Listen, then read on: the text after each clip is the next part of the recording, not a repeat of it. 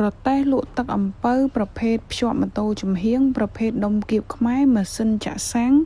សម្រាប់ខ្នាតនេះអតិថិជនកំងលក់រហូតដល់3មុខទឹកអំពៅភេសជ្ជៈនិងម្ជូរផងដែរលៃឆ្នៃបាន3មុខសម្រាប់ពុកម៉ែបងប្អូនដែលមានតម្រូវការចង់បានរទេះដែលមានគុណភាពងាយស្រួលចល័តម្លាស់ទីជីដើរលក់ប្រភេទភ្ជាប់ម៉ូតូចំហៀងពុកម៉ែបងប្អូនអាចធ្វើការកំងមកកាន់ page នាងខ្ញុំបានសម្រាប់ខ្នាតនេះយើងប្រើជាប្រភេទទូ2ជាន់ខាងក្រោមដាក់អំពៅខាងលើដាក់គ្រឿងកំប៉ុងហើយខាងក្រោយនេះគឺយើងមានទូ3ថតសម្រាប់គាត់ដាក់ម្ជូរហើយខាងក្រោយនេះគឺយើងអាចដាក់ធុងតកកបានមួយទៀតសម្រាប់ធុងតកកគឺយើងថែមជូនគាត់តែម្ដងយើងមាន decor តែមរូបភាពជូនគាត់មកស្អាតកតោសយោអីគឺយើងដាក់ឲ្យមកស្អាតតែម្ដងសម្រាប់ពុកម៉ែបងប្អូនដែលមានតម្រូវការចង់បានរទេះដែលមានគុណភាពល្អពុកម៉ែបងប្អូនអាចធ្វើការកំងកាន់ page នាងខ្ញុំបានព័ត៌មានលម្អិតអាចឆាតចូល page ឬ Telegram ខាងលើវីដេអូអាចធ្វើការកំងបាន25ខេត្តក្រុង